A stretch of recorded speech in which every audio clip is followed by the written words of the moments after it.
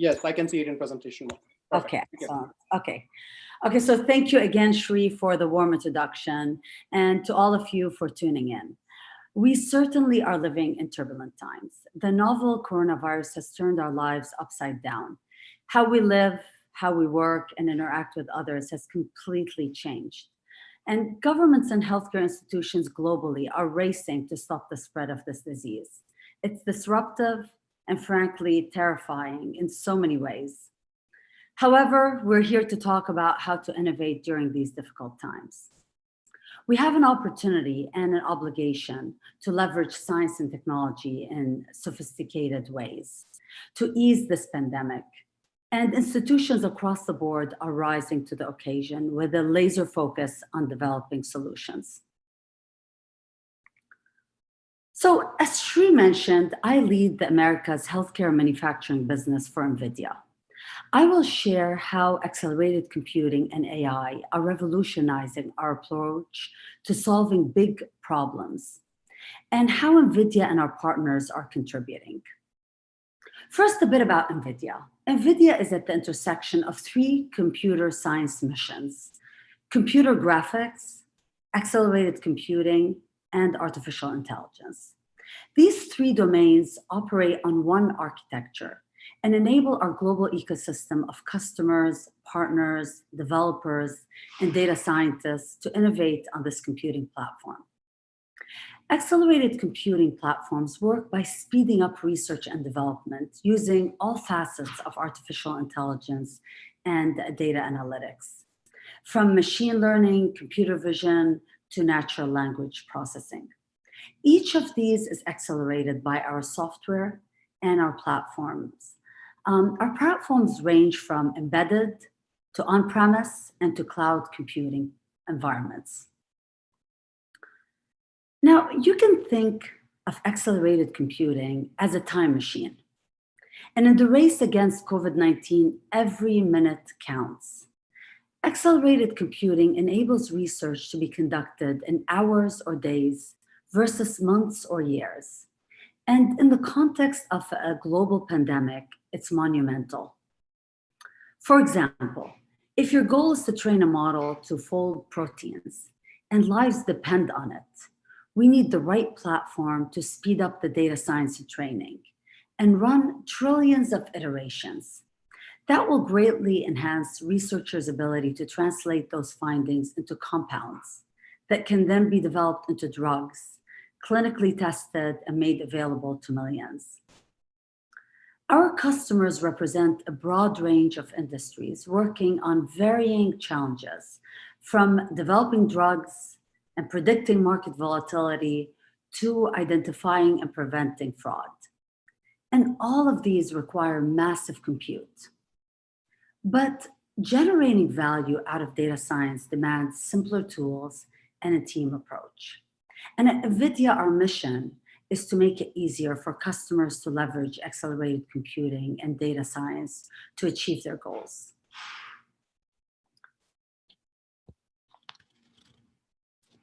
So let me just go to the next slide, 1 second. Yeah, let's examine how it's, why and how it's difficult to fully leverage AI. First, AI requires expertise. This stuff is hard, as you all know, and there is a shortage of experts. Second, innovation is occurring at lightning speed.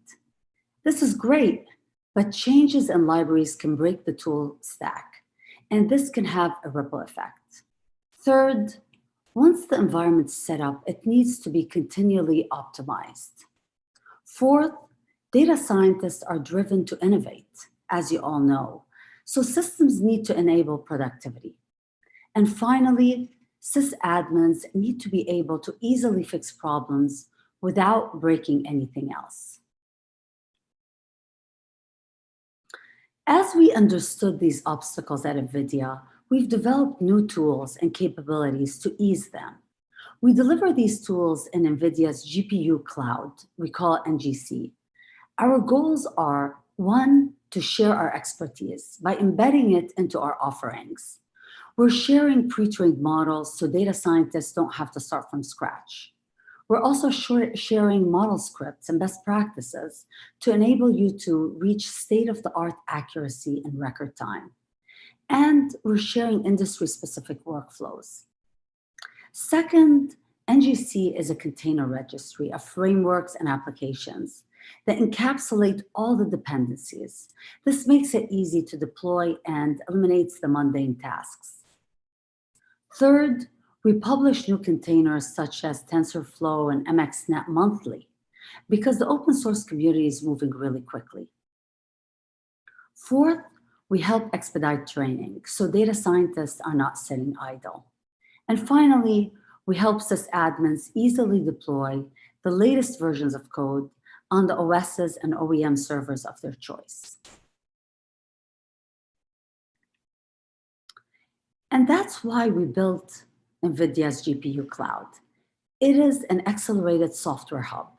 It has container registries, a model registry, model scripts and best practices, Helm charts, and domain-specific pipelines.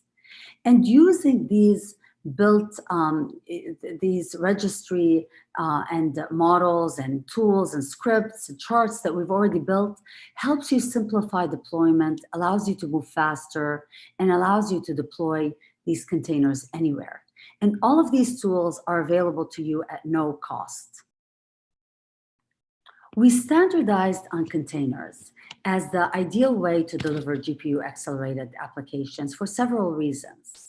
And so let's examine them. One, installing complex stacks on Linux is hard. And installing several and getting them all to run together is even harder. So using Docker pull and Docker run with your parameters makes it much easier.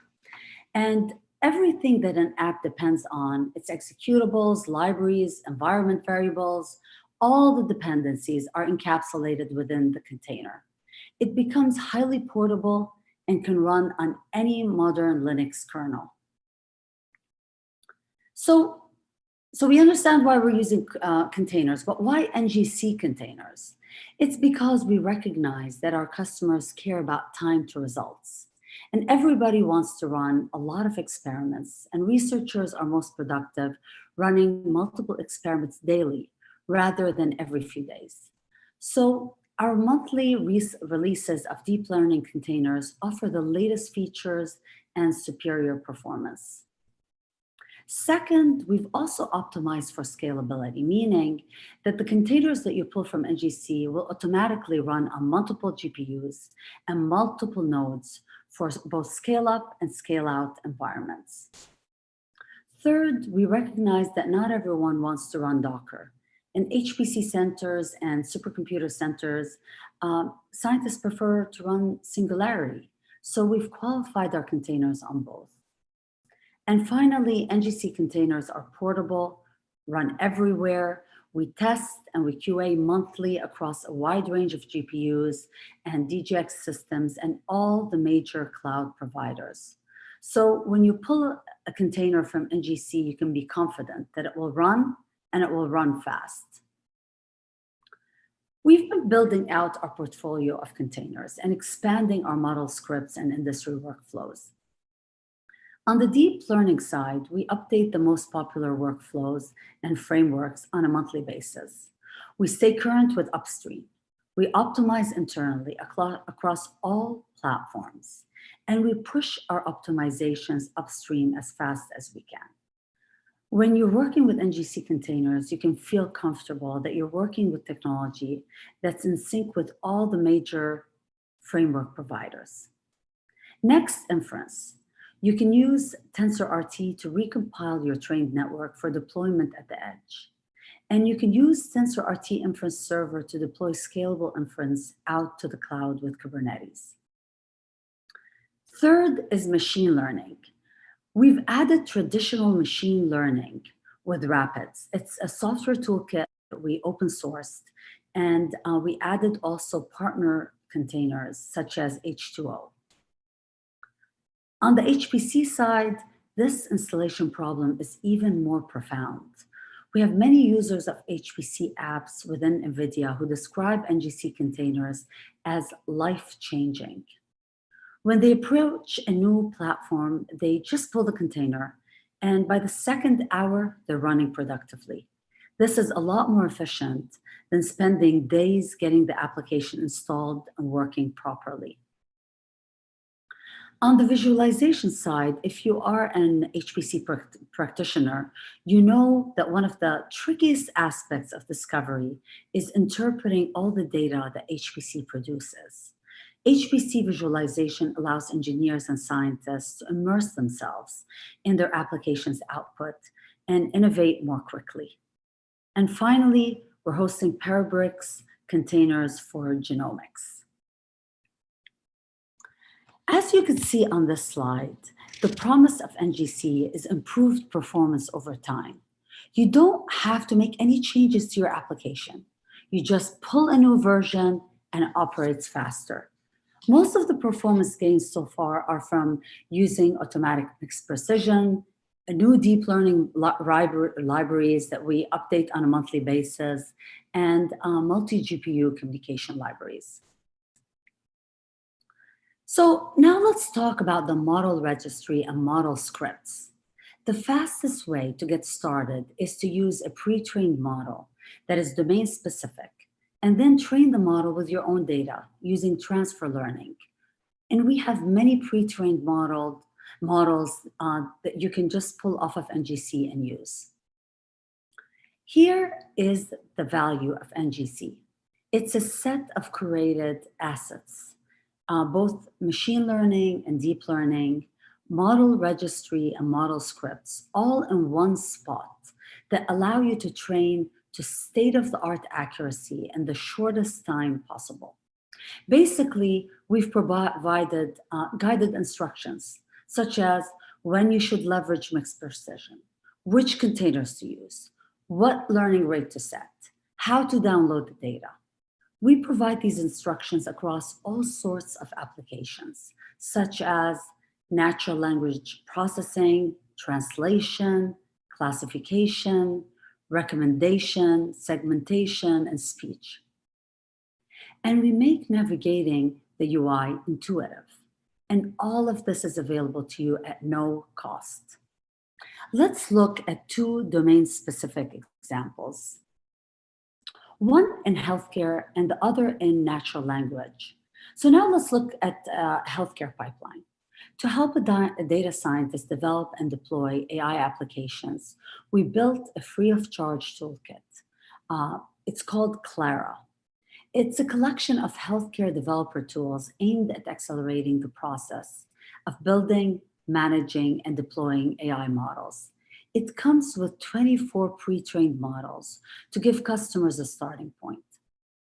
It also has an AI-assisted annotation tool so that you can annotate with your data, and it has a transfer learning toolkit to allow you to adapt models to your own environment. And finally, it has a deployment toolkit. Let's look at an example. Mass General Hospital developed a spine AI model. Ohio State tried to deploy it in their environment, but it didn't work well since they have a different environment with different instruments and different scanners. So they trained the MGH model with their own data using transfer learning, and then the model performed very well. Now, let's look at a natural language understanding pipeline. As we all know, language and communications are complex. So the models needed to understand language are orders of magnitude more sophisticated than image-based models. They need to be nuanced and represent many relationships.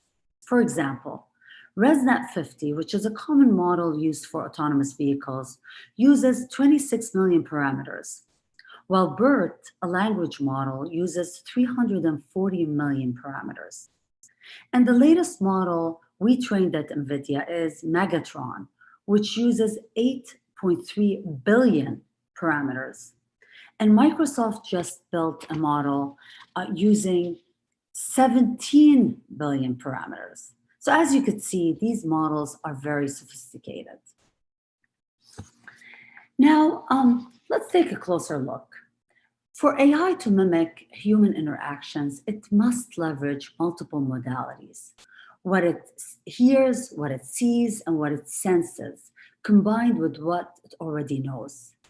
This is why NVIDIA created an open source, multimodal AI software toolkit called Jarvis, which you can just download from NGC.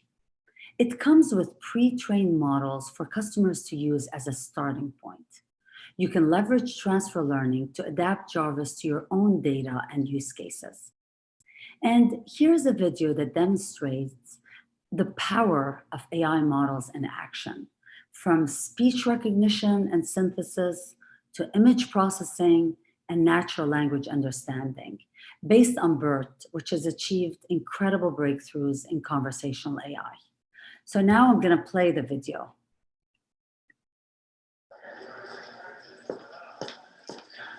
Hi, Janine. How can I help you? How much is that? The Nvidia backpack is $100. What about the one on the right? The price of Hex tote bag is $120. How much is the white bottle? White Contigo bottle is $21. Is the black one insulated? Yes, black Contigo tumbler is insulated. What is the size of the middle one? Rose swell bottle can hold 15 ounces. Great, I'll take that. Perfect. I'll charge it to your account. So let's unpack what just happened. For the AI to interact with the woman, it had to understand her questions, and that was using natural language understanding. It had to see where she was pointing, and it had to understand the context. It referred to ounces when the woman pointed to a bottle. And finally, it needed to recognize her face to charge her account. These multimodal algorithms will make engaging with AI much more natural and human, and frankly, remarkable. The toolkits and pre-trained models for healthcare and language examples that I just shared with you can be downloaded from NGC. So to summarize, NGC brings you containers, pre-trained models, model scripts, best practices, Helm charts, and industry solutions, so you can innovate faster and focus on solving your toughest challenges. Now, I will share with you how NVIDIA and our partners are helping address the corona pandemic. So accelerating science has long been part of NVIDIA's core mission. We are sharing tools with researchers to accelerate their understanding of this novel coronavirus to help inform a response. We're providing a 90-day license for Parabricks to any researcher working on COVID-19. Parabricks is a software package based on the well-known genome analysis toolkit. It has been accelerated to run on GPUs. With Parabricks, you can do genome sequencing 50 times faster. It reduces the time to sequence a whole human genome from days to less than an hour on a single server. So researchers are sequencing today both COVID-19 and the genomes of people infected with the virus to gain an understanding of the spread of the disease and who is most impacted by it. Getting results in hours versus days will speed up our understanding of the virus and help us develop a vaccine much faster. Next is the Folding at Home initiative. It's a collaboration focused on disease research. It relies on many calculations that can be effectively offloaded to idle PCs running in homes and offices. This work is focused on simulating protein folding, computational drug design, and other types of molecular dynamics. It's managed by Washington University in St. Louis's School of Medicine. NVIDIA called on gamers with GPUs to donate cycles for this research project. And the Folding at Home initiative has signed up over 700,000 volunteers worldwide, many of them gamers, each contributing unused compute power. This amassed enough donations and linked them together to create a crowdsourced, exascale supercomputer to fight the virus. The technology is speeding up the development of testing kits and treatments, tracking the spread of the virus, and providing real-time information about the pandemic. Also, Nvidia just joined the White House HPC Consortium to help accelerate research around COVID-19. We will support researchers by providing access to 30 supercomputers with over 400 petaflops of compute performance. In addition, we will be helping by applying AI, accelerating science, and optimizing computing at scale. Nvidia also will contribute software for relevant AI and life science software applications through Nvidia NGC, which I just explained earlier. We also have a set of specific COVID-19 research tools on NGC, all publicly available and optimized for use on a broad range of GPUs, and it's all free of charge for anyone to leverage. Finally, I'd like to acknowledge a few of our partners who have stepped up to fight the virus by offering free compute, their data, and their expertise. They're using all kinds of approaches, such as video analytics, drug design, medical imaging, and online virtual care to come up with solutions. So, as you could see, AI is playing a vital role in this pandemic, and it's deeply satisfying to see so many people and institutions across the board rising to the occasion with a laser focus on developing solutions. If we at NVIDIA can be of any help with your initiatives, please reach out.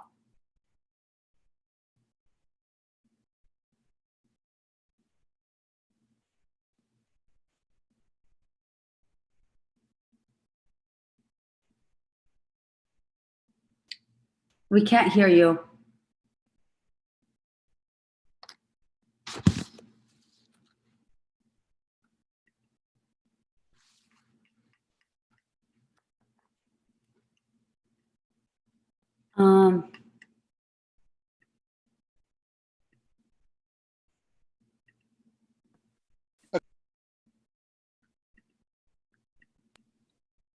Okay, I think I unmuted you. Perfect. Thank you so much. Yeah, I think that was the key. So thank you so much for the excellent presentation. In the interest of time, how about we move to Erdogan's talk, and we'll come back to the question and answers at the end. Perfect. Perfect. Thank you. So Erdogan, can you hear me?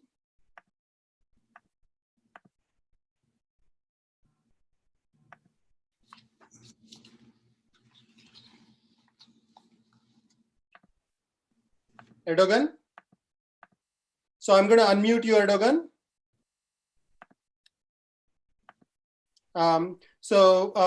Rima, can you please make me the host again? So you just need to click on the three dots on the top right on my picture and say, make me the host.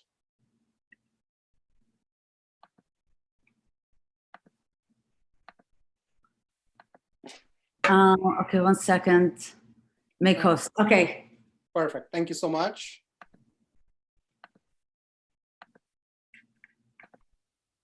So Erdogan, I'm going to make you the host, but please unmute me and also give me back the host controls once you're done. Thank you. So love to introduce Erdogan, who is at IBM. He is the global head for the go-to-market for IBM Watson. So Erdogan and we have met many times, and we have discussed how we can change the world with AI and machine learning. And we're still working on it. Healthcare is Erdogan's focus. But in today's presentation, I think Erdogan has this wonderful background, and he probably has more degrees than anybody. He has a PhD, he has an MBA, and he has also worked at various organizations, including GE. But I loved interacting with Erdogan because he brings this rare combination of the business aspects and the technical aspects. And so he is going to be presenting, just to kind of give you a perspective, when you move from a crisis and you emerge from this crisis, how do you typically look at the whole innovation spectrum?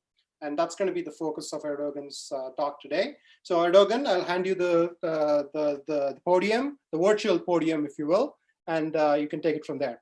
So I'm going to unmute you here. I hope everybody can hear me. Yes, we can hear you. Perfect. So let me straight go to the presentation, and thank you, Siri, again for giving us the opportunity to be with several folks over the internet. These are different times. I think, we are day by day living and experiencing what's going on. Let me make sure that I'm actually sharing my screen. I realize that I may. It's okay now? Yes, we can see you, Erdogan. Okay, as well as the presentation, right? Yes. Perfect. So as I was saying earlier, these are the times that I don't think any one of us, really lived within our lifetimes. Probably we are all now reading some of the history, how similar crises happened in the past, how humanity actually, handled those. And sometimes these crises have really happened at the global level, like the one that we are experiencing, but sometimes it could have really happened at the company level or at personal or family level. So while I will definitely provide you with some technical examples of how IBM is doing and how others are doing, I am going to be defending the thesis that at the center of all of this is actually human beings, ourselves, and how we can basically perceive, how we can sort of act, and how we can not give up on the things that we can do in this environment is really going to define these history pages. So it is needless to say that we are all in this environment that things are changing so fast. If you will, if you look back a couple of weeks ago, we heard about cases increasing. All of us started reading about the news, reaching out to our friends, family members, WhatsApp groups or others. We were constantly basically reading about it, maybe even hourly, tracking the changes. And we observed that not only that we were hearing about the cases, but also how the different organizations, how different countries were getting reorganized to be able to handle this. In IBM as well, as soon as we heard about the potential risks, there's a very senior level leadership-led groups have been formed. We are all participating in it, at different sort of regimes. Some of us working on the products, how we can repurpose the products to help the citizens, to help the government and the hospitals, or within the IBM as the employees, how we can basically help one another. So some of you, I assume maybe most of you are in startups, or at least thinking or having an entrepreneurial mindset. If you wanted to really have an accelerated sort of experiment, this is the environment. And while this is a good environment for us to be able to innovate, because innovation loves change, it comes with some problems as well. Meaning that if you are a big company or a small company, the times of or the regimes of that you could actually have meetings and making decisions over the weeks has now passed by. You really need to act faster. You really need to empower your customer facing, for example, team members, or within yourselves as well. You need to really trust a little bit more to each other instead of really trying to do all the decision making with the usual sort of schemas. In fact, there is one example in the case of Apollo 13. Again, going back to the historical theme, we can learn a lot from that.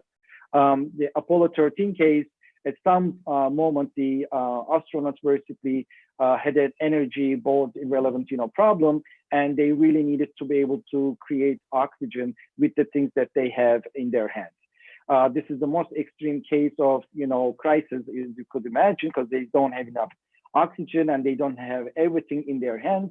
And the way that NASA basically ran about and saved the astronauts were really creating a team which basically worked around the clock and really made it happen for those astronauts to be able to come back to the Earth. So on one hand, change is good. It is faster. It's good.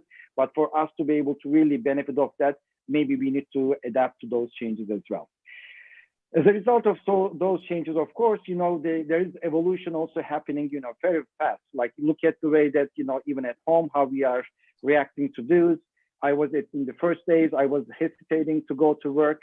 I was like, should I work from home? Should I really go and, see what's going on? But all of a sudden we were communicated and individually decided that we should be all working from home. Right now, more than 95% of the, IBM employees are working from home. Of course, when it is mission critical on the client side, government side or everywhere else, because we have a whole bunch of, not only healthcare, but also financial and airlines. So of course, the team members who really need to go and fix the issues, they are doing it. But everybody else, really respecting the social distancing and really helping each other out still through the meetings, how we can address still the client problems, offer some new solutions, but within this environment.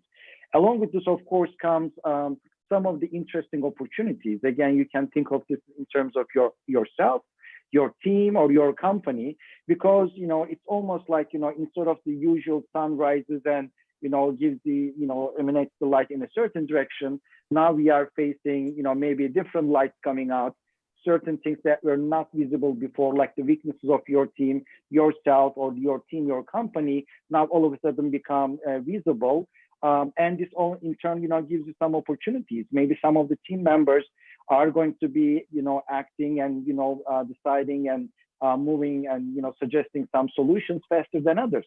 So this is going to be a time not only that as a company you can benefit from those individuals, but you can think of this again as a team, as a country, or even yourself. Maybe you could basically going to be shining in these situations than under normal circumstances. So as a result of these, just like we are basically doing this meeting over the internet, some of the consumer needs are changing as well, right? Most of the people who are not probably shopping online for their groceries, now they are doing it. If you cannot, for example, order it because there's also a huge demand. Again, these providers, grocery stores are changing themselves. If you go in one of those, maybe you already done that. The way that you get into the store, buy your stuff, and then getting out is completely different. And one could then ask the question of, okay, do we need to change everything right now, or do we have to wait, or do we not do anything about it? Time will tell us, of course. But we should also remind ourselves sometimes when the change happen, it is difficult for people really go back. I don't have a crystal ball to say that what's really going to happen or not. But in US, for example, theaters which were already movie theaters already suffering from attendance because there is a lot of streaming going on at homes. Now that most people are probably switching to home streaming, are not necessarily going to be going back to the theaters. And one could even imagine that maybe theaters are going to be owned by Netflixes, just like Amazon is also has bought the Whole Foods store to have brick and mortar presence in addition to their online presence. So these are some of the scenarios that we could see how it's going to happen. And when all of this is over, which we all hope for, so that there's limited number of deaths or not at all, or spreading is really slowing down. Just like the 9/11 changed our lives here in the US. The securities are in the at the airports. We may end up actually some of the cleaning criteria and behavior that we are doing right now. I'm not saying that we should be all wearing masks forever, but some of the cleaning habits may change, and or watching the video or entertainment may becoming more of a home based entertainment versus the ones that we have been used to traditionally. So basically what I'm saying is that change is fast. We are adapting, we are learning, we are evolving within this environment, and there are new opportunities are coming along with some of the challenges. So how are we going to tell whether this environment is really going to be something that we are going to prosper, or something that we are going to actually not escape from the death? In fact, again, if you go back to the history, look at some of the cases. In the case of US, the major bankruptcies we see, they are again happened during the times that there was like 2008 crisis, There were also some other tectonic shifts when from online, basically online shopping starting versus the in-store shopping that also eliminated many others. But if you look at these data carefully, yes, there is a correlation between those environment changes, the disruptions are happening, but it is not so much that it's basically cleaned up all the companies during those times, but it basically favored certain companies behaving in a certain way versus the others. In fact, is there data to be able to back up that point of view? There is, and according to the book by the Ryan Holiday, The Obstacle is the Way. If you look at the more than half of the Fortune 500 companies, they did actually come into existence during some of these challenging times, whether it was the panic of 1837 or 1907, or later on 1970s, 35, so on and so forth. There was actually these changes, big changes really happening. Of course, it was those basically companies which were not able to adapt, couldn't really progress further. However, these environments either help the creation of new companies or help them grow faster. And we are now probably in the thick of that as well, that we were going to be seeing how these companies are going to change. So what is the secret formula that one would ask, about the companies who are succeeding, or the countries, you may say, or as an individual, how are we going to really manage all these type of major changes? So it is actually, that's why I said, at the beginning of my conversation, yes, I will give some technology examples, but it is still at the center of all these changes is the human beings. How we basically utilize the technologies, how we get organized as teams, companies, inter-country relationships to be able to learn from, for example, how China or Korea handled it, Germany versus mistakes some other companies may have done, is definitely helping us. So regardless of the environment, right, whether there's a crisis or not, solving the customer problems or solving our own problems, countries' problems, is still the center of the focus. So what are we going to do about it? Just like the Apollo 13 example I gave you, we are going to really focus around the purpose. In our case, for example, is IBM, one of the major goals, in addition to business as usual, is really to help the healthcare providers, insurance companies, other employers, and drug and research companies to be able to function and go faster, just like, to be able to find a solution for the NASA astronauts. The second thing is, seeing the system differently. Of course, we have the tendency to see the environment still with the same eyes, so to speak, lenses, as if there was no pandemic. But again, there are maybe among you, there are some doctors or healthcare employees as well. You are living this every day. And now companies like IBM really helping you with whatever ways that you guys need the help is, I think, is the right approach rather than sticking to the traditional approach. And then the final thing is, we could all discuss about these ideas of, yes, we should really unite about this purpose. We should really look at differently, more collaboration, let the team does whatever they want to do. But again, most of you, again, might be, entrepreneurs. The very important first step is really taking action. Instead of just, discussing the assumptions or saying that, my assumption is better than your assumption, we should really mobilize ourselves.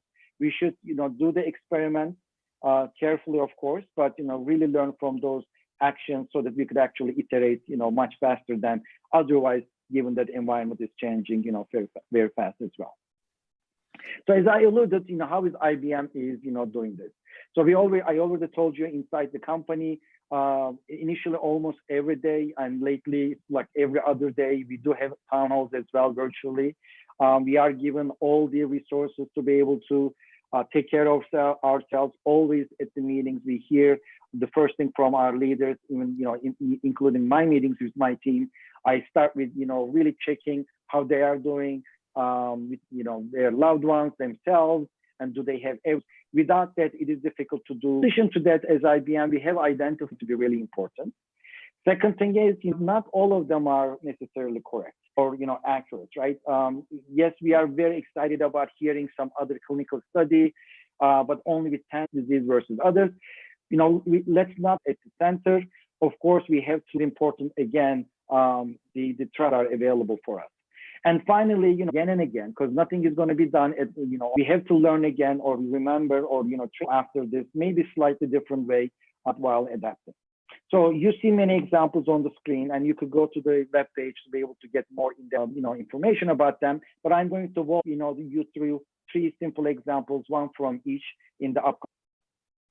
So number one is the already, during your, again, personally, or if you are basically working in that field, it's important for us to understand what type of molecules are going to be really helpful to manage, COVID-19 type of, disease. Tons of data, publication, data out there.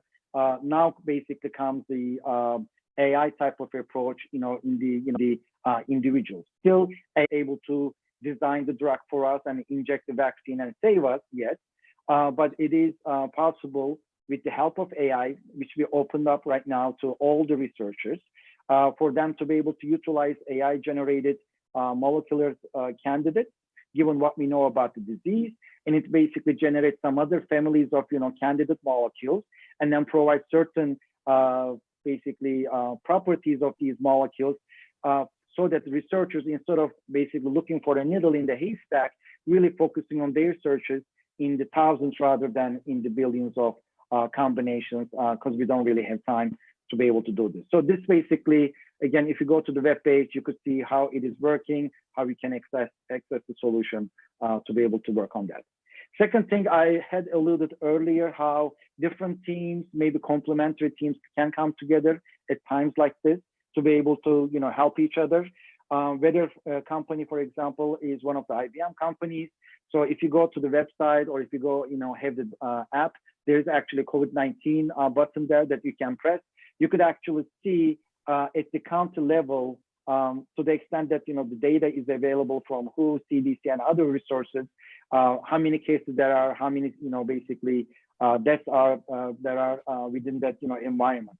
And who knows, maybe over time, as we understand the sickness better, how the virus is spreading, we may be also able to guess where how the spread is going to be going, and how we could basically reallocate the resources maybe from one state or from one country to the other, because now we have that type of visibility. Again, this is available to everybody, researcher or citizen.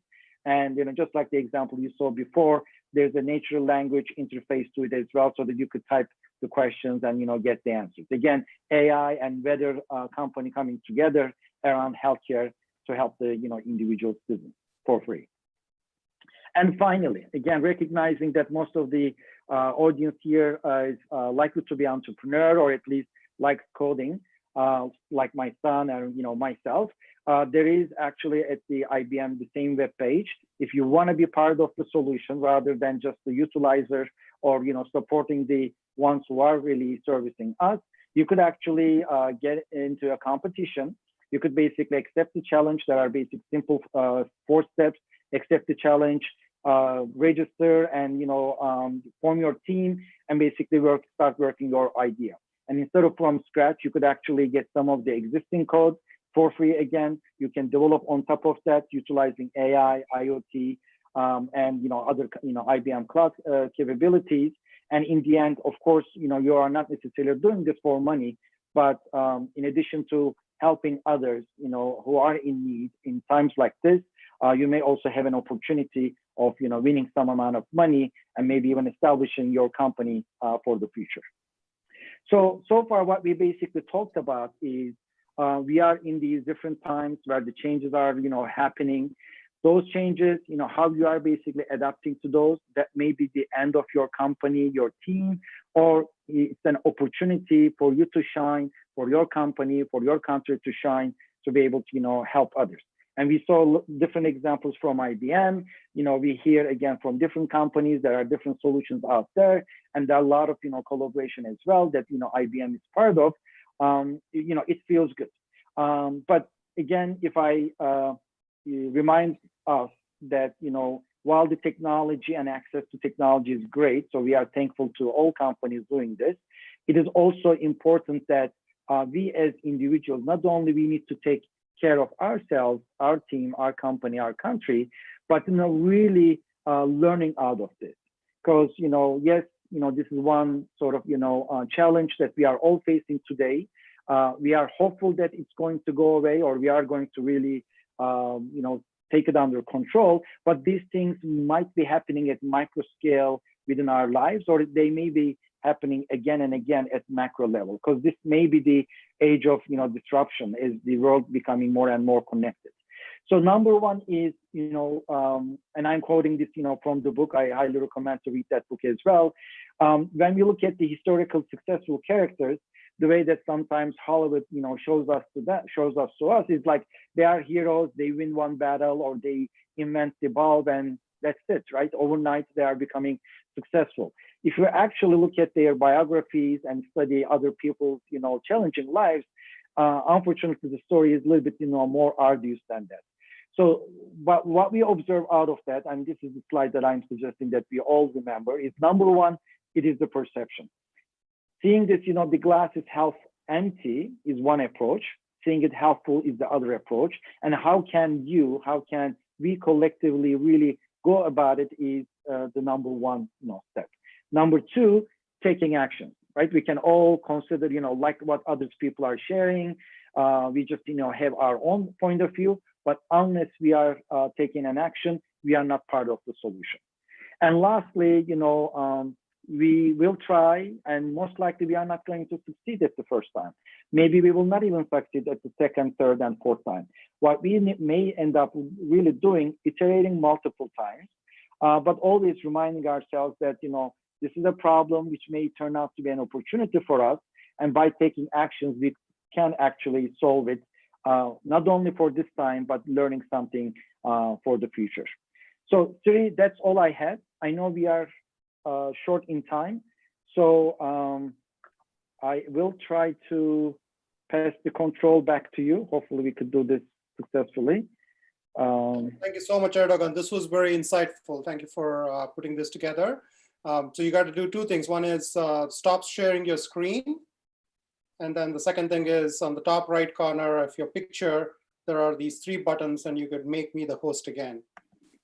I think I just did. So on the top right corner of your picture, there is mute or unmute, and there are like three dots. If you click on those three dots, there is like make host. So you can do that for my picture so that I can become the host again. So, okay, perfect. So I'm the host again. Okay, give me 1 second. Okay, so thanks so much, Erdogan, again. I really appreciate all the thoughts, and we're going to be sharing both Rima and Erdogan's slides. So the interesting part is the reason why I invited both Rima and Erdogan is because they have the background of healthcare and the innovations in healthcare, and all these years they've been focused on how can we change healthcare with AI and machine learning solutions. And I have had the opportunity to kind of look at both solution stacks. I know QuantUniversity is a part of Nvidia's AI accelerator called Inception. So we keep track of what's happening, and we actually use a lot of some of the technologies for synthetic data generation, AI and machine learning related applications. And in addition to that, I'm also a certified DLI, which is the Deep Learning Institute trainer. So it gives me the opportunity to kind of not only learn, but also teach some of these best practices in the industry. But the key reason why I wanted to kind of bring this confluence of different perspectives was from Nvidia and IBM's perspective, we are kind of seeing how we could refocus some of the technologies we already have in building towards either accelerating the research in the context of COVID, basically democratizing the availability of tools and solutions to citizen scientists and also researchers who may not have all the resources to kind of bring in ideas to solve the current crisis and problems. So there is a lot of innovation related opportunities which I think these organizations are supporting.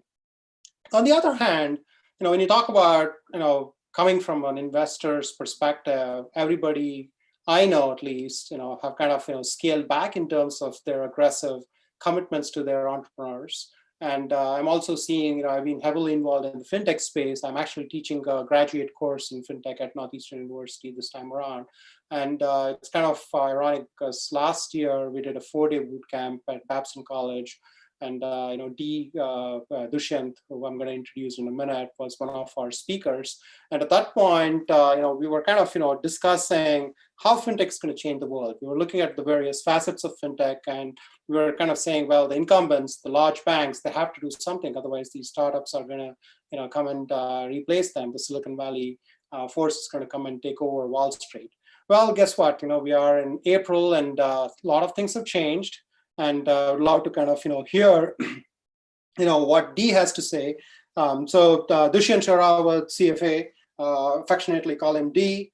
So he's the director of investment banking group at Rosenblatt Securities. Rosenblatt is the Wall Street firm and is the largest broker on the floor in the New York Stock Exchange. Dee does two things at Rosenblatt. He drives thought leadership in the financial services industry, putting together research like what the COVID-19 situation means for the fintech business.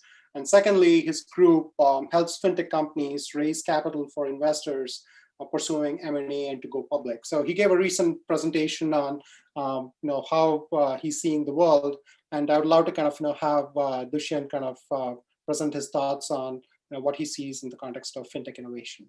So Dee, I'm going to make you the presenter, and as I discussed last time, so I'm going to first unmute you. And secondly, I'm going to make you the presenter. So if you can, use the middle button to share your screen, that way everybody can see your screen. Sure. Can you hear me okay? Yes, we can hear you perfect. Okay. Let me see, share my screen.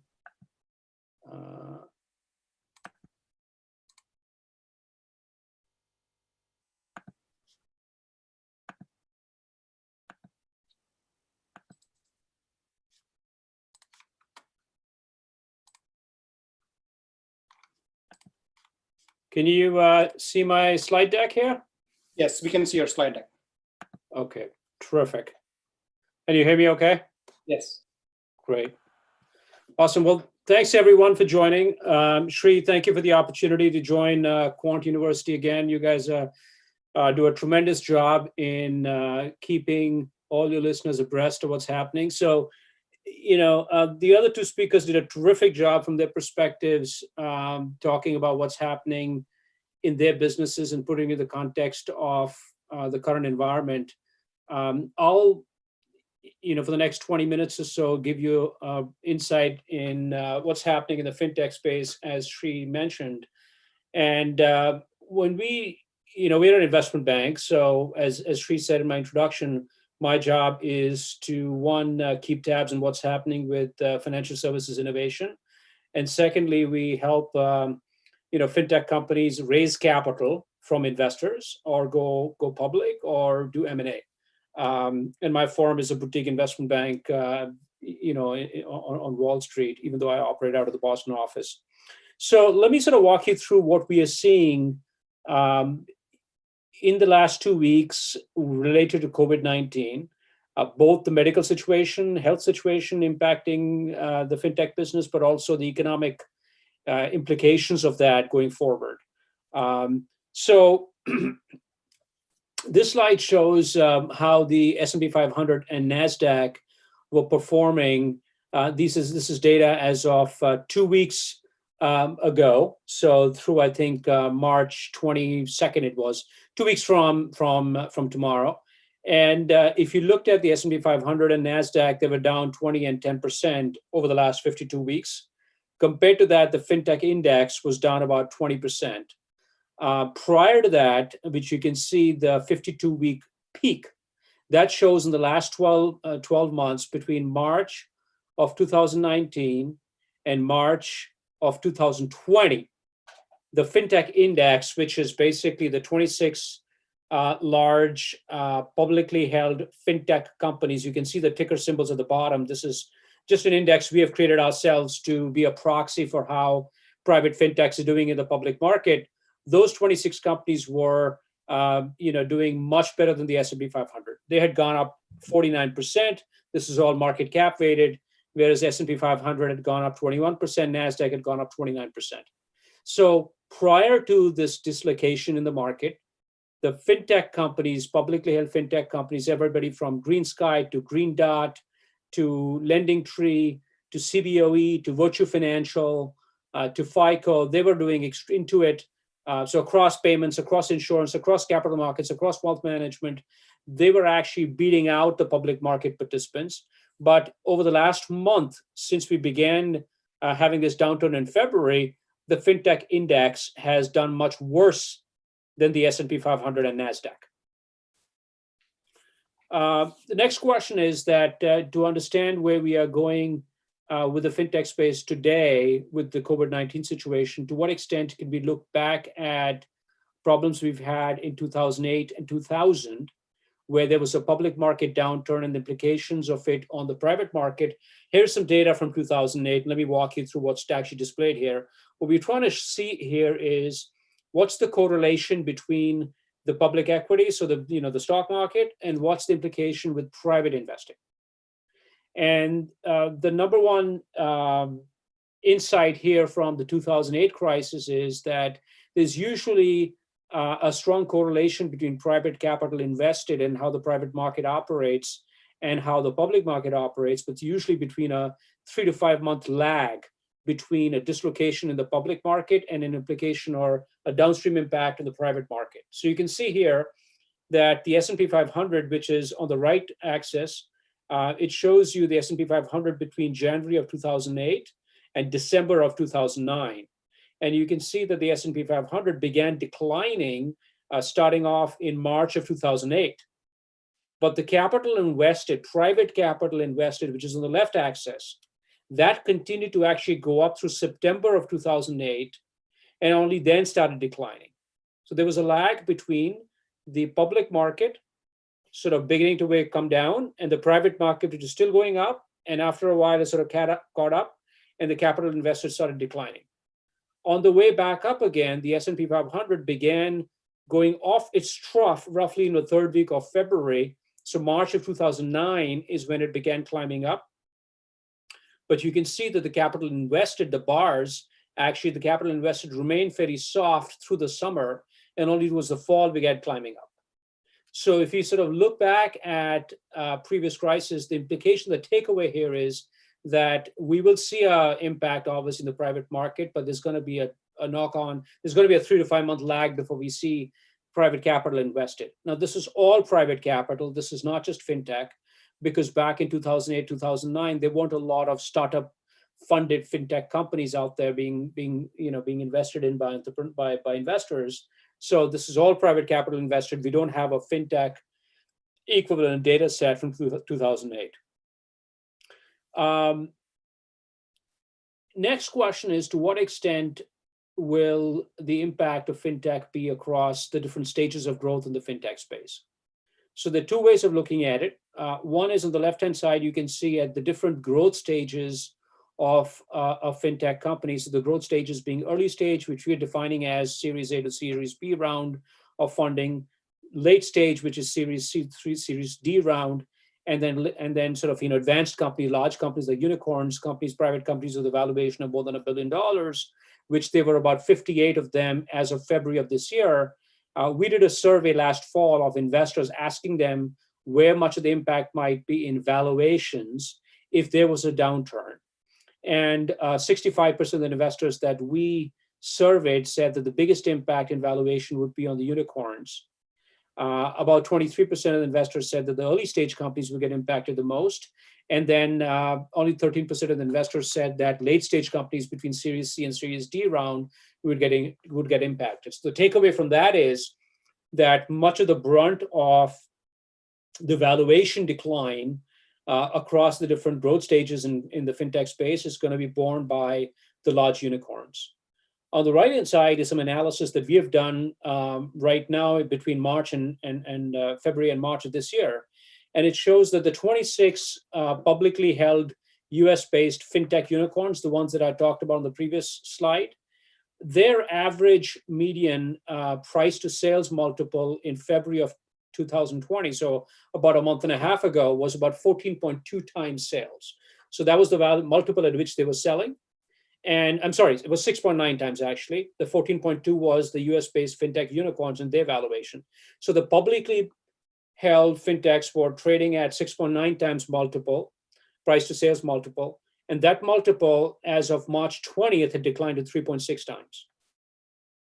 So if you might know from corporate finance that one of the ways you value private companies is by looking at their peer group on the public market side. And if the publicly held firms have halved in terms of valuation declines, we can probably expect that to be reflected on the unicorn valuation going forward as well. Next, if you look at, if you're sort of, in the fintech space, then you want to delve one level deeper and double click on the different parts of the fintech marketplace. And in this case, we've actually broken it up into 6 different constituents across banking, payments and capital markets and insurance. So, the 6 sectors, the challenger banks, digital lending, robo-advisors, institutional capital markets, payments, and everything insurance related. And the framework that we have deployed to understand what's happening across that marketplace, essentially looking at what's the business model in each vertical, which means how do they make money? To what extent will revenue get impacted and how will revenue get impacted? To what extent do firms, these different sectors, have the ability to cut back expenses to keep them in line with contraction on the revenue sides? And basically meaning that to what extent can they keep margins intact? And then what some of the risks are across the different vertical areas. In the interest of time, I'll walk through these things very quickly, spend about a minute or so, and then we'll see if there are any questions at the end. But I wanted to sort of leave you with a one level deeper analysis and insight into what's going to happen across the different sectors. So if you look at the challenger banks, which are basically digital banks in the retail banking space, and there's been a lot of them over the last 24 months that have gotten funded, and some of them have become multi-billion-dollar companies in terms of valuation. Chime, Monzo, N26, Nubank, which is a Brazilian company, are just 4 examples of that. Others are people like Revolut, talked about N26, Capital, and from continental Europe. There are a lot of firms in that space. And the overall business model for most of the challenger banks is based on transaction volume. And we can see that transaction volume, even adjusting for the fact that a lot of the traffic is moving towards more mobile and digital formats, and yet overall transaction volumes are coming down in terms of retail banking transactions. So the challenger banks are feeling the pressure in terms of lower transaction volume, and their revenue line is tending to sort of immediately getting hit. So because businesses are operating less, we are in lockdown mode, transaction volume, and therefore transaction-based revenue for challenger banks is absolutely under pressure. We have lower discretionary expenditure. We're not traveling as much. We're not taking any flights, no hotels, no restaurant spending. A lot of that stuff is being paid for by, through challenger banks, and that obviously is going to be a big pressure on that. On the expense side, a large number of the challenger banks had used venture capital money to fund client acquisition. So firms had raised huge amounts of capital, at times hundreds of millions of dollars, and they were offering pretty handsome incentives for folks to jump on the platform, to download the challenger bank app and start utilizing it. Now, in a downturn, that spigot, that venture capital money that was easily available, that's going to get constrained. And therefore, the vehicle or the medium, the fuel that the challenger banks have used to acquire customers is going to actually be under pressure. So they'd be actually forced to actually do 2 things. One is to, more organically grow their customer base, which frankly they have not had to do in the past because they had easy capital, access to capital.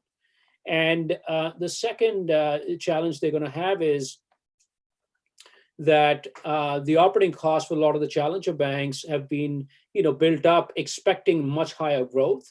And therefore, they're sort of stuck in the situation they need to get the expenses in line with revenues, which is going to be a difficult time. And you've already seen a lot of the prominent challenger banks laying off staff over the last couple of weeks. So that's on the challenger bank side. If you look at the digital lender space, which are, again, a lot of digital lenders, some like SoFi in the student loan space. You might have seen the announcement of SoFi this week.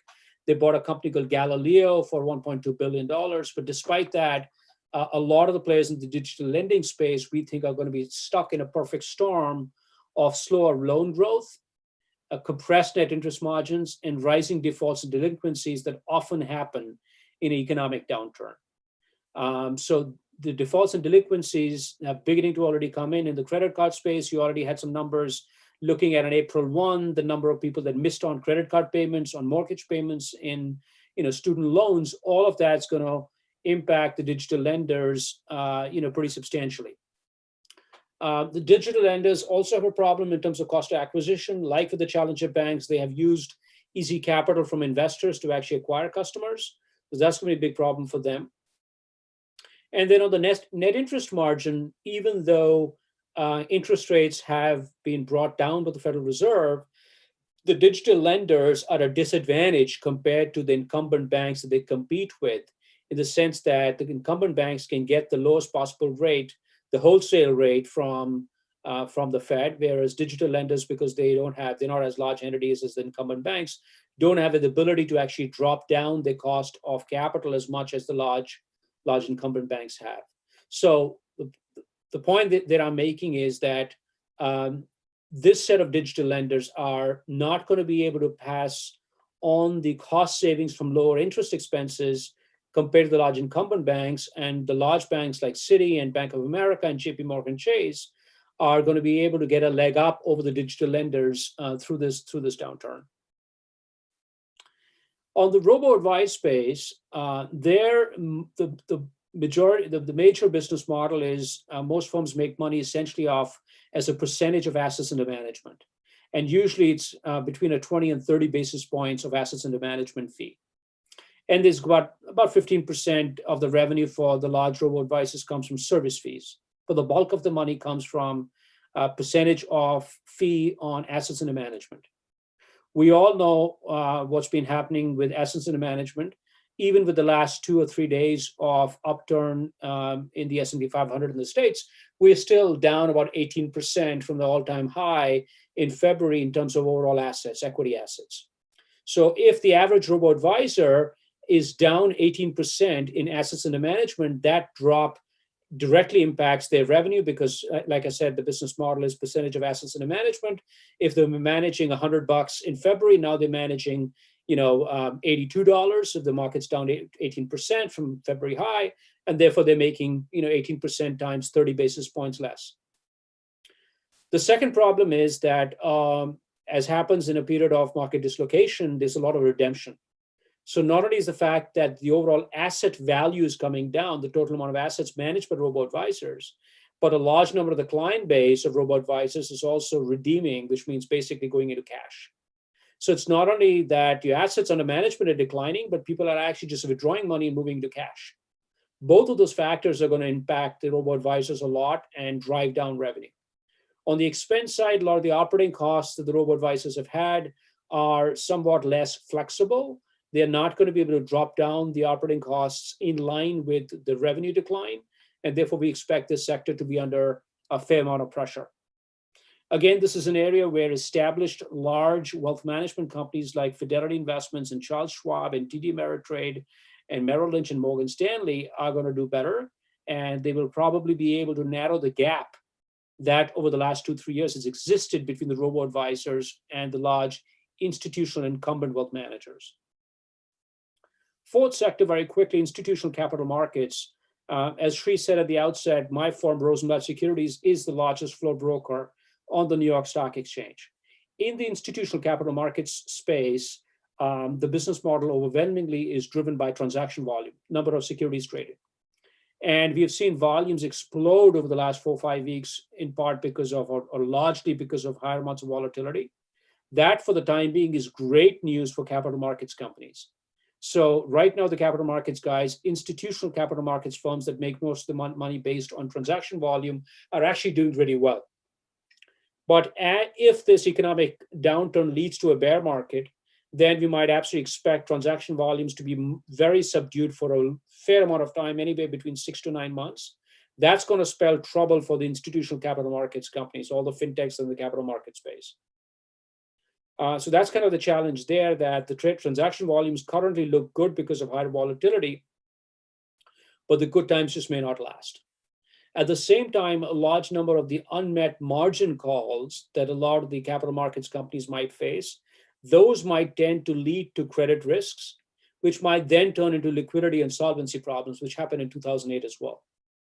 So right now, structurally, the capital markets industry is very strong coming into this crisis. But the longer the crisis runs, the longer that there are problems both in the retail and the institutional market, that might lead to knock-on effects on liquidity and solvency problems. So what might today be a health crisis could then lead into, proliferate into an economic problem, and then might lead to a more structural liquidity and solvency problem for the capital market space. Last two sectors, fifth sector, somewhat better news, payments. Payments overall transaction volumes, again, are under pressure, like with the challenger banks. You've seen that with Visa and MasterCard and American Express saying that, March activity is going to be almost about 20% below where it was in February. And that might actually get worse in the next month or so before things start getting slightly better in the summer. So overall transaction volumes are under pressure, but the move towards digital payments and mobile payments and contactless payments might be actually a plus. So less cash being used, more digital payments, that obviously benefits a lot of the payments companies in this space. So those are sort of a couple of things on the payment side. There are certain parts of the payment space ecosystem that are going to continue to do well. One of the areas was something that's called embedded payments, which is the idea of embedding payments in non-financial services activities. So just the way that Uber or Lyft or Grab in Asia, so all the ride-sharing companies, how they have effortlessly enabled embedded payments. That model, that trend is actually happening, or has been happening over the last 12 months in spades. And there are a lot of infrastructure companies like Currency Cloud and Phoenix Payments that enable Stonecastle and Camber that enable embedded payments to happen. That growth story remains intact. So this is overall a sector that I think we are fairly confident will continue to do well, particularly compared to challenger banks and digital lenders and robo-advisors. Last sector for the time being is insurance. Now, the insurance space, a lot of the property and casualty firms have exclusions for pandemics. So that's good news for the PNC guys. Bad news, obviously, for all of us as policyholders that have got lost wages or other kinds of claims that we might have to file for that are in the property and casualty space. So for the property and casualty guys, they have exclusions for pandemics. That's good news for them. Obviously, for the life and health companies, they will have COVID-19 liabilities. So that'll be a bit of a problem for them. So, gross premiums might actually decline a little bit because of COVID-19. On the flip side, what usually happens in a downturn related to a macro event, whether it's a hurricane, whether it happens to be an epidemic, a pandemic in this situation, people tend to be a lot more risk averse. It happened on 9/11. Overall, people go out there and say, I need more coverage, all kinds of coverage. I need more health coverage. I need more disability coverage. I need more life insurance. I need more business insurance, commercial insurance. So overall, that would be a big plus for demand for insurance across the board. On the operating cost side, I think the insurers has done a pretty good job, despite the fact they've got a lot of legacy technology and legacy infrastructure. The insurance business has been doing pretty well over the last couple of years. So they're in a good balance sheet position to actually sustain whatever economic downturn we might have over the next couple of years. Last thing about insurance would be that the demand to cover emerging risks, pandemic being one example of that, climate change, will tend to get a boost. So that's kind of the bright spot in the insurance space. Quick advice and takeaways that I'll leave you with, and we'll sort of hand it back to Sri and see if there are any questions. So the two major participants that we talk to are either entrepreneurs that are CEOs of fintech companies, or then investors that are investing in the fintech companies, which might be on the early stage companies, angel investors. It could be the venture capital space, or the growth stage, late stage companies. They could be buyout firms or private equity buyout funds. On the fintech space, I mean, you can see the long list of things that we're advising people to do, everything from conserving cash and securing funding to make sure that they are well positioned for at least the rest of 2020 if the conditions continue to be bad for fundraising. On the investor side, all the investors we're talking to have very quickly switched their mindset away from making new investments to securing current portfolio companies right now. As the situation sort of progresses, we're going to see investors be forced to write down values of the companies they're holding on their books. That might lead to some companies trying to generate liquidity by looking for other exit options beyond going IPO, because the IPO market is probably going to be almost effectively shut for the next 3 to 5 months before things actually settle down. So that's on the investor side. Love to sort of take any questions if you might have more one-level deeper questions, either as an investor or from a fintech standpoint. And then leaving you with a couple of important implications overall about COVID-19, the economic decline. The first one is that an event like COVID-19 affects private markets differently than in 2008, which was obviously a structural problem.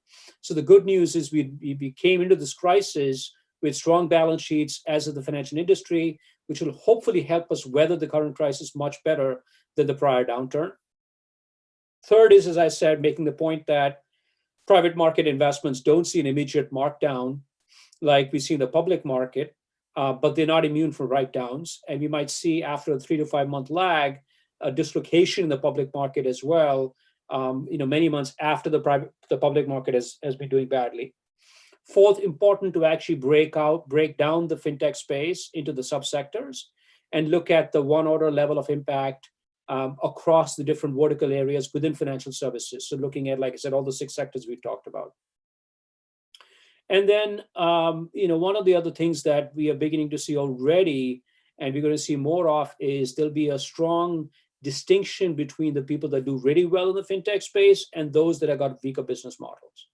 In the last 24 months, before this financial crisis, before this COVID-19 crisis happened, everybody, even marginal players, were getting funded in the fintech space. There were a lot of Me Too companies in every sector of fintech.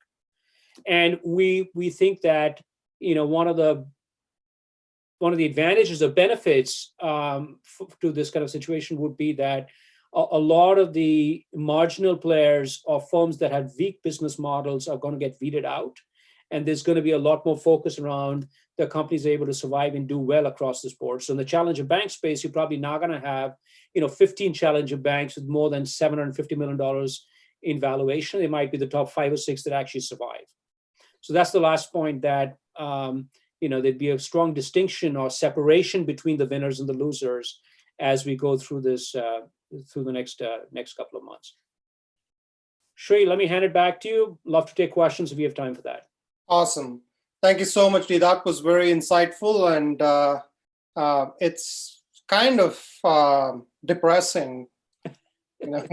I'm sorry. But, it is what it is. I mean, I'm really thankful for you to put together for having put together this amazing presentation.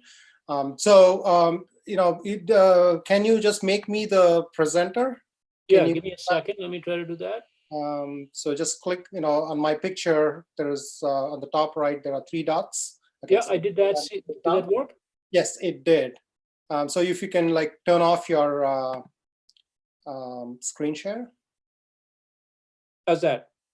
Perfect. So let me just share my screen share now. Okay. So can you see my screen? Yep. Awesome. So this was excellent. I don't know if we have a lot of time for questions, but I would love to have one question for each one of our speakers, and it's a common question. And I'm going to come in from a perspective of an entrepreneur, and I'm pretty sure there are a lot of entrepreneurs who are kind of having the same question. So if there was one piece of advice you would give an entrepreneur today, considering all the crisis, what would each of you tell the entrepreneur to do over the next 3 months, maybe? Wow. All right. Let me go first. I think what I would say, and I don't mean to sound corny, but I had my own business for 2 years. Sri, you know that, but it was a small business, essentially me doing contracting, consulting work. But if you're an entrepreneur that has raised capital and hired people and put a product out, you did that with a certain level of optimism and a belief in yourself. And I think this is a real test of what a great entrepreneur is actually made up of. And you want to sort of stick to that core reason why you became an entrepreneur. Now, of course, you might have headwinds and you might not be able to, your business model may not be able to survive that time before things actually come back around. But I think this is an extremely important time to actually not forget about why you became an entrepreneur. And with all the all the unfortunate news I've shared about the fintech space, let's not forget the entire fintech marketplace began after the 2008 crisis, right? A lot of these fintech models got funded coming within 12 to 24 months after the greatest crisis we'd had since the Great Depression. Absolutely. So Yep. in times of distress is where opportunity actually also emerges. That opportunity might take 6 to 9 months to actually become apparent again. But I think my lesson is, one, belief in yourself and your management team, why you got into the business in the first place. And two, look for opportunities where there might be net new growth that emerges out of all these problems that we have right now. Absolutely. Very convenient for me to say as a banker, but that'll be my piece of advice to entrepreneurs. Perfect. Thank you so much. And it kind of goes in line with what Erdogan was kind of sharing with his presentation. Erdogan, do you want to add some thoughts to that?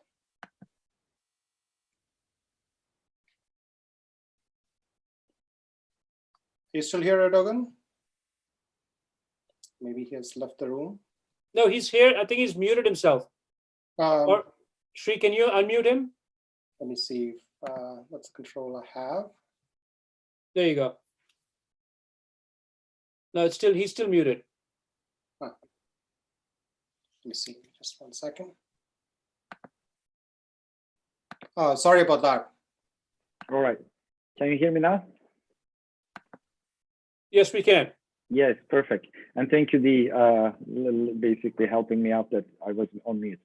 So the only thing that I would really add, again, the last slide that I was referring earlier, really perception, action, and perseverance, or will, however you want to call it. And I think you sort of alluded some of the facts, but practically speaking, if I were, startup right now and I behave like a startup inside, big IBM, I will reach out to my clients for two reasons. Number one, we are all human beings. We really need to be able to connect with them even under these circumstances, because it's not all about selling or understanding the customer needs.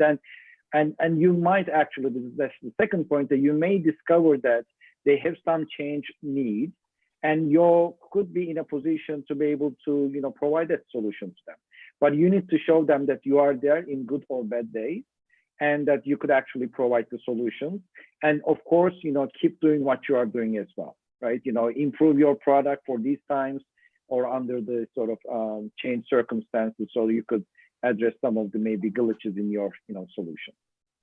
Absolutely. Thank you so much, Erdogan. That was very insightful. Rima, do you have anything you would like to add? Yes, so first, I totally agree with Dee and Erdogan. It was very well said what they suggested. One thing that I'd add is, in these times, it's really important to have a compelling business case and to be using disruptive technologies that are really gonna have have an impact and really help your customers. So just look for those compelling and disruptive areas where you can really break away from the rest of the pack. Perfect. Yeah, thank you so much. So I know I have a couple of slides I want to present, and we'll see if we have some time for question and answers at the end. We may go a little bit longer, and if you're welcome to stay if you have some time. But I'll just kind of share a couple of things I had in mind, coming from a startup's perspective. It's very much in line with the things you were kind of mentioning. So let me start out with this wine bottle. So this was a bottle I bought in 2001, and the story is I graduated with my master's in 2001, and I was supposed to graduate. The convocation ceremony was supposed to be on 9/11/2001.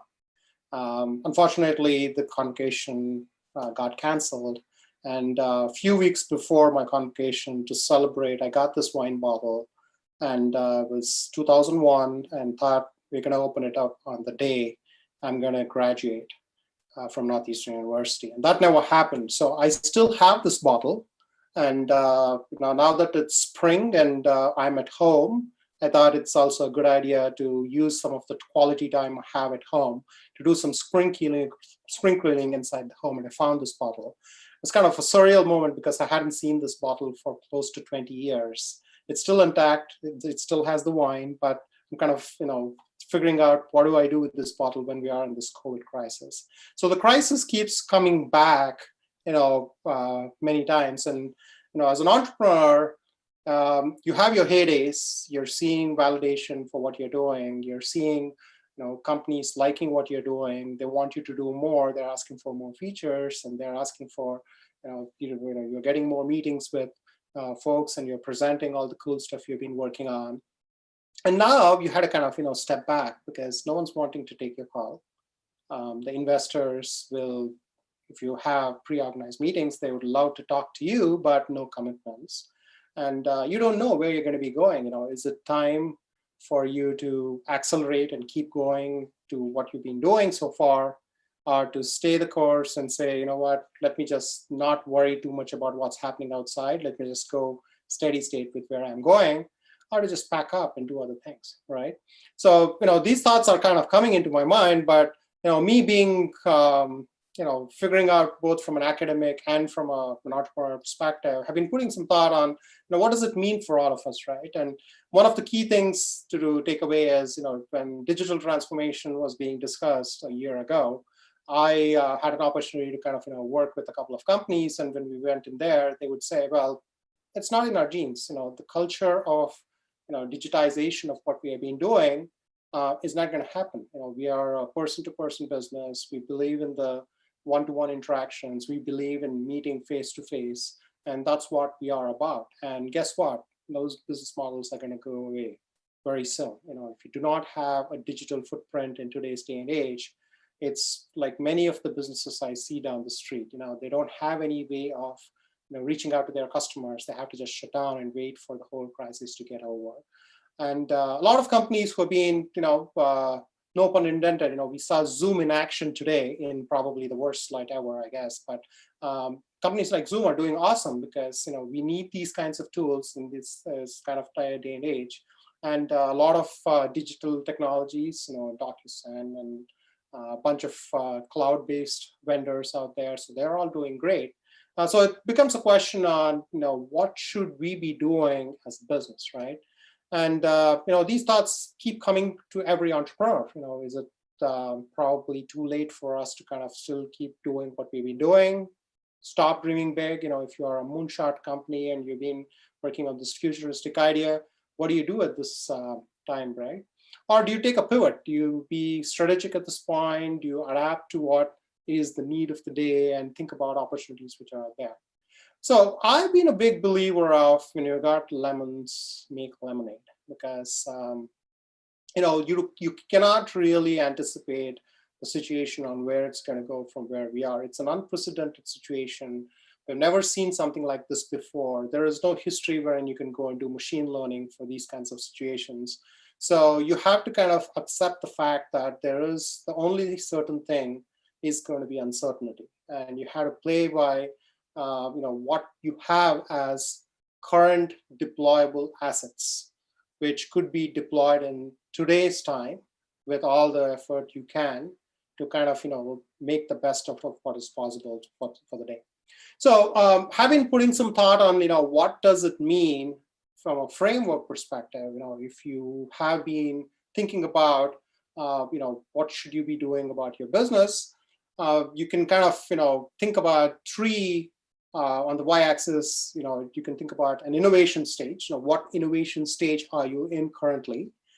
You could be a traditional business. When I started my company, it was a pure consulting company, and they would hire me for my expertise and skill sets, and they would typically expect me to come on site. They would give me access to their resources, and I had to go in and do my work and come back. I still do have some of those kinds of contracts, but we cannot go in anywhere now, at least for the next few months. Some of those projects are going to be laying dormant. On the other hand, you could be a market-ready company. All the investments and all the things you've been doing over the last few years would probably have geared you up for a product which is going to be in demand in today's day and age. It could be either a communication tool which was enabling you to do things in a digital way, replacing some of the traditional ways of doing business. And today, everyone wants them because you can't have the traditional access to some of the tools you're using at your companies. And on the other hand, you could be working on a moonshot idea. You were thinking 5 years from now, 10 years from now, how could AI and machine learning change the world? And you're not ready for today's market, but you were kind of thinking about building something futuristic. And it all depends on how much money you have in hand, right? So I've kind of on the x-axis positioned it as, well, if your cash position is low, you haven't had the opportunity to raise money, and your revenues are going to be stifled because of the crisis, what do you do, right? On the other hand, you are in a lucky situation. You either have incoming revenues, or you have raised enough money to keep you going, at least to ride out the next few months or years. So how do you kind of address it? So I kind of put together this grid just as a thought exercise, and I thought I'll share it with you. So if you kind of look at the worst possible situation, right? You were in a traditional business and you were low on capital, and most likely you're not going to get back your customers. Your revenue sources are going to be stifled for the next few months, and if you do not have any other funding resources, I would say you have to kind of think about salvaging and figuring out how do you cut your losses and move on. On the other hand, if you worked on a business idea which is ready for market now, but you're still low on cash, well, now is the time to hustle. Entrepreneurs are known for hustling. You got to sweat it. You got to convince those investors that you are ready for funding and you have an idea which you could take it, not just during today's day and age, but till the end. And you do see the light at the end of the tunnel. On the other hand, if you're working on a moonshot idea and you're low on money, well, I don't have to say anything about that. It's probably not the right time to work on those because the funding is going to run out pretty soon, and you may not be able to even kind of get to the next few months. On the other hand, if you're funded, well, you are at luck. It could be funded either through customer revenues or your existing contracts, or you're being talking to investors and you already have sources of funding. I would say if you have a traditional idea, you're debating whether to go big on digitization, on-prem based technologies are things which typically require a lot of human interaction. So those are ripe for innovation. And if you're fortunate enough to have funding, now is the time to wake up and pivot, because we are going to learn new habits in the next few months as we work from homes, and we will need these technologies, and we will also start seeing newer business models wherein physical presence may not be required. On the other hand, if you are market ready and you have funding, well, you're a company like Zoom, I guess. You can accelerate, you can amplify, you can see all the beauty of how customers are adopting your products, and you can innovate, you can add more features, and this is probably the best place to be in. And if you are working on a moonshot idea, and fortunately you're funded, you have the commitments, you may have to calibrate a little bit, because the futuristic idea you thought, which is going to happen in the next few years, probably is going to get delayed by a few years with the whole market situation. And you may not be able to raise additional rounds in this day and age. So a good approach would be to calibrate where you are. You could still stay the course in terms of your innovation trajectory, but calibration would be necessary to understand where your customers are going to be in terms of adopting your potential idea. So as a thought exercise, I put something together. I'll share this. I'm writing a white paper on it. If anybody is interested, please reach out to me. I know we are very close to 5 o'clock, so I just want to kind of make some final announcements before we wrap up today's session. I just want to let you know in terms of, this was a meetup which we kind of took it online. We plan to do more of these, and we also do a lot of technical talks. The next one is going to happen as a webinar. It's a free webinar on April the 15th, which is next Thursday, and this is hosted by Premier. The topic is going to be synthetic Wix data generation using machine learning techniques. We've been working on a module for synthetic data generation, and we'll be doing a demonstration of the Q Sandbox. and the QSynthesize, which is our synthetic data generation module for Wix data generation, in next week's webinar. We are also doing an 8-week machine learning class, which is going to start in May, and that's going to be preceded by Python bootcamp, and that's going to happen from May 12th to May 30th. So if you are destined to stay at home and you're planning to kind of optimize some of the time you've been having, this is a great opportunity for learning machine learning and AI. So it's going to be spread over 8 weeks. It's going to be geared towards financial professionals. But if you're interested, please feel free to go to the website and look up the details. Thirdly, I just want to make an announcement.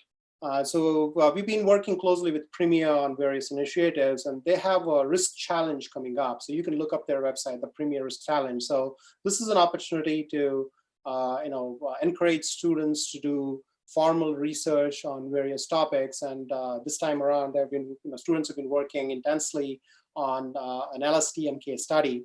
And Premier reached out to us if we can support in any way. So I'm going to be participating as a judge at the annual, the final rounds, which is going to happen on April the 20th. There are 53 teams, 53 students from various parts of the world who are competing for the prize for the risk challenge. So QuantUniversity, we understand. I mean, I have a lot of students of my own at Northeastern University and also at QuantUniversity, and many of them have been reaching out to me on what advice do I have for students who are graduating in this day and age. So for the Premier guys, we have actually committed $30,000 worth of in-kind scholarships to support 53 students who are participating in this challenge. They're taking their own time. They're not going to get school credits for the challenge they're doing. This is just based on their passion for the industry and the work they've been putting in. So we are offering a $30,000 worth of in-kind scholarships, and they'll be able to take the machine learning course, which I mentioned a minute ago, for free over the next 2 months. So we plan to kind of do our part, in the COVID crisis. So if you or any of your organizations is interested in partnering with us. So we expect, the scholarships need not be restricted for 53 students. We want to make 5,000 scholarships available. But as a startup, we have our limits, and we have the only bandwidth we can have to make these kinds of initiatives. If anybody is interested in reaching out to, let us know if you guys want to partner. We'd definitely appreciate it. And lastly, you guys had the opportunity to hear some amazing presentations today. Thank you so much, Sharima. Thank you so much, Erdogan. Thank you so much, Dee, for sharing your insights. And we did not charge anything for this particular conference, but we do have an initiative to collect donations and make all the donations we get to send it out to the World Health Organization's COVID-19 Solidarity Response Fund. So it's still not late.